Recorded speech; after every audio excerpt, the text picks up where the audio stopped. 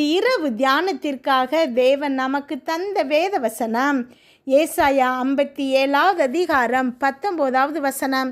உதடுகளின் பலனை சிருஷ்டிக்கிறேன்.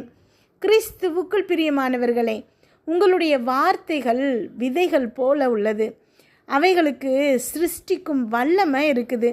எதிர்காலத்தில் நம்முடைய வார்த்தைகளின் கனியை தான் நாம் உண்போம். நாம் என்ன சொல்கிறோமோ அதை அப்படியே நம்முடைய வாழ்க்கையில் அந்த வார்த்தைகள் உருவாக்குகிறது. ஆகையால் தான் ஒவ்வொரு நாளும் நம்முடைய வாழ்க்கையை குறித்த ஆக்கப்பூர்வமான அறிக்கைகளை நாம் செய்யணும் அப்படிங்கிறது மிக மிக முக்கியமானது. நான் ஆசீர்வதிக்கப்பட்டவள், நான் செழிப்பானவள், நான் ஆரோக்கியமானவள், நான் திறமையானவள், நான் ஞானமானவள், நான் ஆசீர்வதிக்கப்பட்டவள் அப்படின்னு சொல்லி தினம் தினம் நீங்கள் அறிக்கை செஞ்சுக்கிட்டே இருங்க. அப்படி நாம் செய்யும்போது தேவனுடைய வார்த்தையோடு ஒத்திசைந்து அறிக்கை செய்கிறோம். அதன் மூலமாக நல்ல விதைகளை விதைக்கிறோம். நாம் அடைய விரும்பும் நம்முடைய எதிர்காலத்திற்காக நாம் ஆயத்தமாகிறோம். இன்றைக்கு நீங்கள் நல்ல விதைகளை விதைச்சிருக்கீங்களாங்கிறத நிச்சயப்படுத்தி கொள்ளுங்க. உங்களை விடுதலையாக்கக்கூடிய மாறாத சத்தியமாகிய தேவனுடைய வார்த்தையை பேசுங்க. அவருடைய வார்த்தை உங்களுடைய இருதயத்தையும் மனதையும் நிரப்பி என்ன சொல்லணும் அப்படிங்கிறத உங்களுடைய வாய் வழியாக நடத்தட்டும்.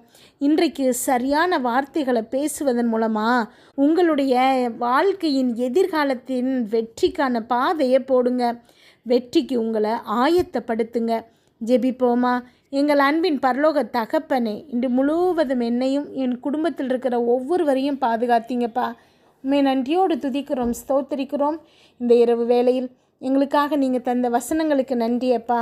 எங்களோடு பேசியிருக்கீங்க. ஒவ்வொரு வார்த்தைக்காகவும் நன்றி. இன்றைக்கு நீங்கள் கொடுத்துருக்கிற இந்த வார்த்தை ஒவ்வொரு பிள்ளைகளின் வாழ்க்கையிலையும் 100 மடங்கு பலன் தரப்போகிறமைக்காய் நன்றியப்பா.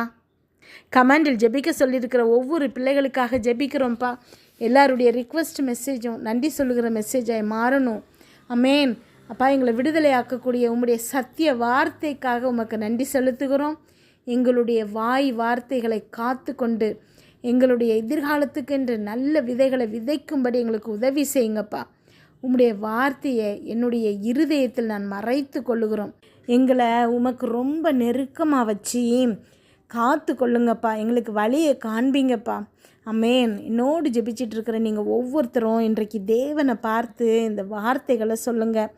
உங்கள் வாயிலிருந்து வருகிற ஒவ்வொரு வார்த்தைகளும் மிக முக்கியங்கிறத அறிந்து கொள்ளுங்க. அமேன்.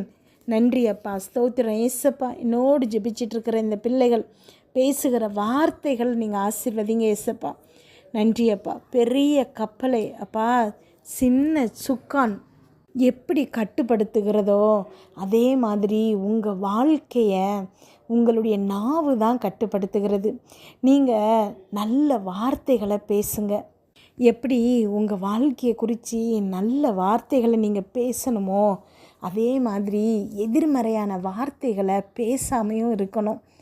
நீங்கள் உங்களுடைய நாவிலிருந்து நல்ல வார்த்தைகள் உங்களை குறித்து வரணும்னு ஆசைப்படணும். யாராவது ஒருத்தங்க உங்களை ஏதாவது சபிச்சிட்டாங்கன்னா, உங்களை ஏதாவது எதிர்மறையாக பேசிட்டாங்க அப்படின்னா, ஐயோ இது நம்ம வாழ்க்கையில் பழிச்சிருமோன்னு நினச்சி பயப்படுறீங்க. ஆனால் நிறைய நாட்கள் நீங்கள் யோசித்து பாருங்கள். நீங்கள் உங்கள் வாழ்க்கையை குறித்து அவ்வளவுதான், நான் தோற்று போயிட்டேன், என்னால் முடியலை, எனக்கு உடம்புக்கு ரொம்ப முடியலை, என்னால் நடக்க முடியலை, கால் வலிக்குது, என்னுடைய பிள்ளைகள் அவ்வளோதான் போல், தோற்று போயிடும் போல், இப்படி நீங்கள் சொல்கிற எல்லா வார்த்தைகளும் உங்கள் வாழ்க்கைக்கு எதிராக நீங்களே பேசுகிறீங்க. உங்களுக்கு எதிரில் இருக்கிறவங்க உங்களை குறித்து 4 நல்ல வார்த்தைகளை பேசணும்னு எதிர்பார்க்குற நீங்கள் உங்கள் வாழ்க்கையை குறித்து நல்ல வார்த்தைகளை பேசுகிறதில்ல. இன்றைக்கு நீங்கள் ஒரு தீர்மானம் எடுங்க. நான் என் வாழ்க்கையை குறித்து நல்ல வார்த்தைகளை மட்டும்தான் பேசுவேன், தீமையான எதிர்மறையான வார்த்தைகளை நான் பேசவே மாட்டேங்கிற தீர்மானத்தை எடுங்க. உங்கள் பிள்ளைகளை குறித்த நல்ல வார்த்தைகளை பேசுங்க. அவங்க எதிர்காலம் எவ்வளவு நல்லா இருக்கணும்னு நீங்கள் விரும்புகிறீங்களோ அதை பேசுங்க. உங்கள் வாழ்க்கையிலையும் எதிர்காலத்தில் நீங்கள் என்னவா ஆகணும்னு நினைக்கிறீங்களோ அந்த வார்த்தைகளை பேசுங்க. உங்கள் வார்த்தைகள் ஒன்றொன்றுக்கும் வல்லமை இருக்குது. அது விதைக்கிற விதை போல், அது பெரிய விருட்சமாக வளர்றது மாதிரி உங்கள் வார்த்தைகள் வளர்ந்து உங்கள் எதிர்காலத்தை உருவாக்க போகுது. உங்களுக்குள்ள இயேசு கிறிஸ்து பிழைத்திருக்கிறதுனால ஜீவனுள்ள வார்த்தைகளை நீங்கள் பேசுகிறீங்க. உங்கள் வார்த்தைகளுக்கு உருவாக்கும் வல்லமை இருக்குது. அதை புரிஞ்சிட்டு நீங்கள் பேசுங்க. ஆமென். நன்றி அப்பா, ஸ்தோத்திரம் ஏசப்பா. என்னோடு ஜெபிச்சிட்ருக்கிற ஒவ்வொரு பிள்ளைகளும் வாயிலிருந்து நல்ல வார்த்தைகள் மட்டும் வர வைங்கப்பா. இதயம் முழுவதும் உம்முடைய வார்த்தைகள்னால நிரப்புங்கப்பா. இந்த பிள்ளைகளை குறித்து நீங்கள் சொல்லியிருக்கிற வாக்கு தத்தங்களால், நன்மைகளால், நல்ல நல்ல திட்டங்கள்னால இந்த பிள்ளைகளுடைய இருதயம் இப்பொழுது நிரப்பப்படுவதாக. ஆமென். அதன் நிறைவாக இவங்க வாய் நன்மையால் நிரப்பப்படுவதாக.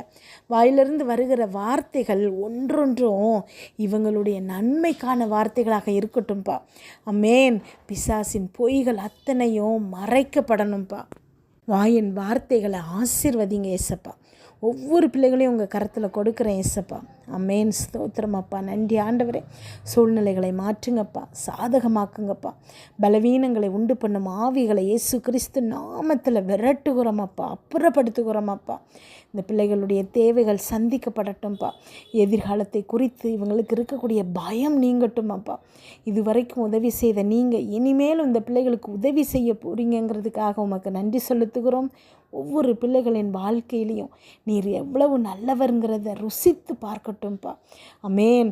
உம்மை தியானிக்கிறது, உம்முடைய வசனத்தை வாசிக்கிறது, அப்பா உங்ககிட்ட பேசுகிறது தான் உலகத்திலேயே மிக சந்தோஷங்கிறத இந்த பிள்ளைகள் கண்டு கொள்ளட்டும் அப்பா.